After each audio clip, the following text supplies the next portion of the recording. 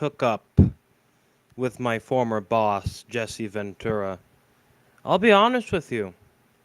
I had no idea his entire, political history.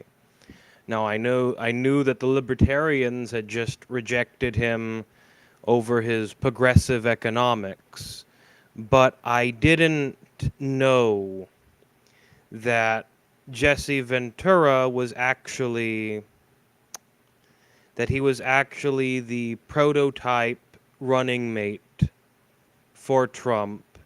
And in fact, uh, Trump was pulled into politics by my former boss.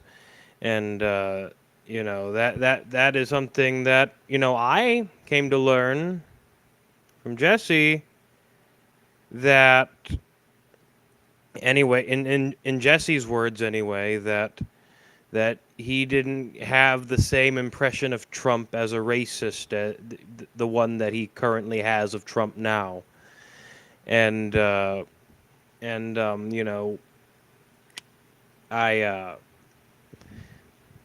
he actually did this entire little bit where he apologized for bringing Trump into politics and into the first place. But really, honestly, before again, before this whole Epstein stuff, I mean, honestly, I knew in 2024 that Trump was lying about releasing the Epstein files. That's why I voted for Dr. Shiva.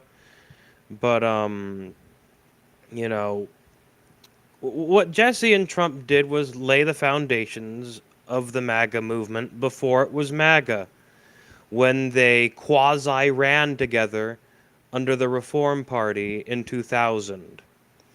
And that party, at its core, was supposed to be about populism, sovereignty, and truth. Sound familiar? He stood there with Donald Trump, lost to Pat Buchanan, in the same way that I lost to Howie Hawkins. And, but,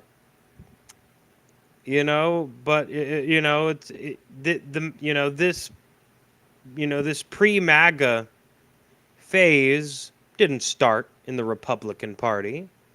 It started in a third party, the Reform Party, to be specific. It's not about some dorky red hat. It's about reclaiming power from the corrupt duopoly and the deep state machine. But what we've witnessed since, as I've noted, is the complete and utter death of that populist brand. If it was, honestly, coming from the heart, if it was even alive in the first place. Let me say this as clearly as I can. MAGA is dead. Is dead. There can be no reclaiming a toxic brand. And that's what I tried to do in the last stream, and I regret that. I do. The brave anti-globalist roots that some in the earlier stages of what MAGA started as, what MAGA, grew into, and then what it became, but at the very beginning, those roots, have been severed completely by the Zionist lobbyists who, let's be honest, who have always maintained a level of control. But, you even got Tucker Carlson out there right now, and, I don't know if that's Dr. Shiva's not so obvious establishment, but, at least what I knew going in is finally being said by mainstream voices, And I just got to be honest. It's just blatantly obvious to everyone now. That's why Tucker is so, what you call it, liberated. Cause this is our federal government connected to child traffickers, connected to Jeffrey Epstein and Ghislaine Maxwell. The very people Trump once promised to drain, have instead been welcomed into the swamp's inner circle. The Pentagon, AIPAC, Mossad, they all have their fingers deep into the spine of that dorky red hat. So to those still clinging to the MAGA label, what exactly is so great about selling American sovereignty to the child rape rings of Mossad? What's great about selling out our weapons stockpiles to the losing war in Ukraine, just like Biden? What's great about promising to bomb Moscow and escalate World War III? What's great about backing Netanyahu's genocide of Gaza while sanctioning the only UN investigator brave enough to call it what it is? And let's talk about Francesca Albanese, sanctioned by the U.S. government for not lying. Not for lying, but for telling the uncomfortable truth about the Zionist state's war crimes. Sanctioned for naming the companies profiting off dead Palestinian children: Palantir, Lockheed Martin, Google, Caterpillar, Amazon. That's what our foreign policy has become: protecting Zionist war profiteers and persecuting truth tellers. And Trump's running interference, as he did in the first term. He conned so many of my friends into believing that it was going to be different the next time. One day, he claims he'll end the war in a day. Next, he's back to Lindsey Graham's script of sanctions and weapons. No ideology, no vision, just a chaotic state-run Pentagon war machine with Pete Hegseth at the helm. And honestly, keep him at the helm. I do not want to see the Pentagon reach its objectives. And maybe I'm giving some bad advice. Maybe this is not reverse psychology. It's honesty. Just keep him at the helm.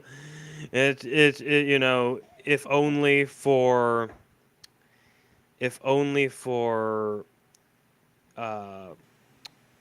the pleasure of expediting the pain. Okay.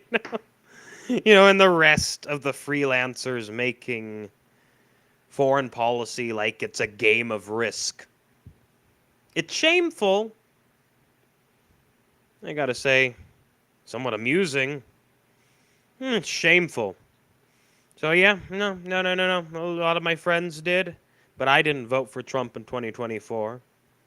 I didn't vote for Jill Stein either. A lot of my friends did. I voted for Dr. Shiva Ayyadurai because he's the only candidate then and the only candidate now who has the balls to say what no one else would: that Epstein wasn't an outlier. He was the system. And that system still runs the world. You cannot make America great without decapitating that beast. And that beast now wears the MAGA brand. It's not just co-opted. It's infested. So to Candace Owens, to Tucker Carlson, and yes, to Sauger and Jetty, I've had enough. You, less so to Sauger, I state this, but you, Candace and Tucker, helped sell this bill of goods.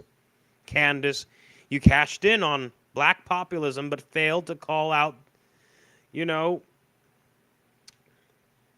the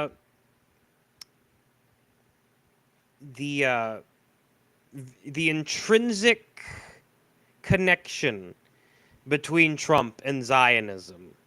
Tucker, you flirted with the truth about Gaza and the deep state, but you never drew the line to Israel's role in it, at least not until now.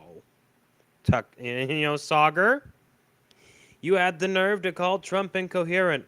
But when it comes time to back a real populist like Dr. Shiva, you stay silent. So here's my public challenge. Get behind Shiva McKinney 2028 or get out of the fucking way. Because we're going to build something that you can't gatekeep.